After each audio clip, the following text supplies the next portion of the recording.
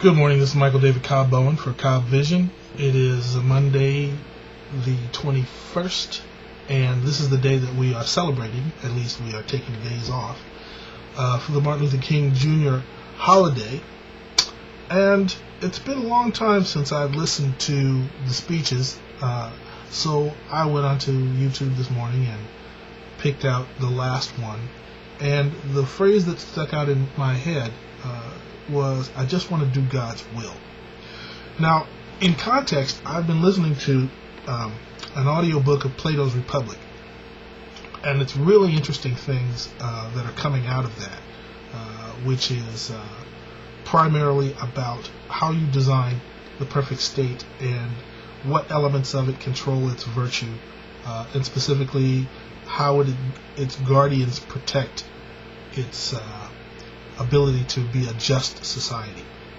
And it's a very interesting thing that Socrates is discussing with his interlocutors about the features and qualities of character that a guardian of society, of this republic, would have.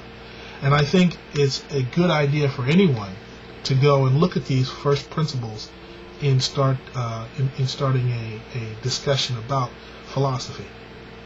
And the purpose of my video today is to get take this opportunity to get us beyond a little bit about politics into the realm of character and of philosophy, in terms of how do we know exactly what God's will is going to be in the context of society, if we are only looking at it from the perspective of a political framework. That is to say, Martin Luther King had a particular political agenda which happened in the context of the times. Of course, obviously, he was working for civil rights, and he went beyond that to look at other kinds of issues that he wanted to address. He wanted to address poverty, he wanted to address war and peace, he wanted to address all kinds of social issues. And you have to think about when it comes to my perspective is to get beyond the politics, or look at how consistent politics are in terms of their philosophical underpinnings and the values beneath them. And I think one of the things that happens often, especially in appeals to African Americans as a voting bloc, is that we pitch out a name like Malcolm X, we pitch out a name like Martin Luther King, we say W.B. Du Bois. Are we fulfilling W.E.B. Du Bois' dream? Or which of the political candidates that are out there today are most like Marcus Garvey? Or what would Malcolm X do if he were alive today? Or are we really living in Martin Luther King's dream? And if you look at this last speech, he's not very specific, and I'm sure there's hundreds of interpretations of how you would say that, but I think I want to get down to his point where he says, "Mine eyes have seen the glory of the coming of the Lord," which means, in a certain aspect, we know as Christians that we believe that God will come again in glory to judge the living and the dead, and judgment is something about your soul. And so, how would one comport one's soul if one wants to do God's will? And in the context of Plato and Socrates, there's some pretty interesting questions about the just man and the unjust man. And I think if we start talking about what this political party might have in store for us, or what this political candidate might have in store for us, if we want to make the kinds of points that I expect that are going to be made all over the air and broadcast today, that we'll be missing the point. That we're somehow thinking that there's going to be an African American agenda that might be separate from a Caucasian American agenda, which might be separate from an agenda for the people in Sudan, or in Chechnya, or in Eastern Europe, or in Sub-Saharan Africa, or in Southern Americas.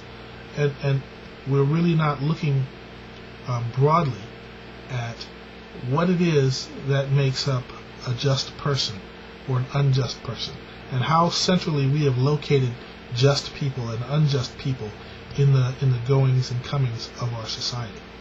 And so it seems to me especially with regard to what Socrates is saying about guardians, in that the concept of courage for a guardian is not far off from what it should be from a citizen. That is to say, if you understand courage, you understand what not to fear, and that is the same whether you are in the military service or if you're just a citizen. So there are certain things, because courage is courage. Either you possess this quality or you do not. And we've spent a lot of time debating politics in terms of, well, is this a just war, or are the lives of the people who are involved in this war more important than the other lives, and should we make political hay out of what soldiers do, and would Martin Luther King approve of President Bush's actions in Iraq? These all kind of circle back into some very fundamental questions about what courage is, what justice is, and how people should comport themselves, and how they should be positioned in society if you are going to maintain a republic that sustains justice. So I think these are some provocative questions that get a little bit deeper below the surface that we should consider today, just because, I happen to tune in Martin Luther King, and we just happen to be taking some time out and in observance of his contributions to our understanding of justice. So that's where my head is at today, and I really like his words. He's fearing no man, because he just wants to do God's will, which means here's someone who has satisfied himself that he is on the path of true justice, and that is the thing that makes society right.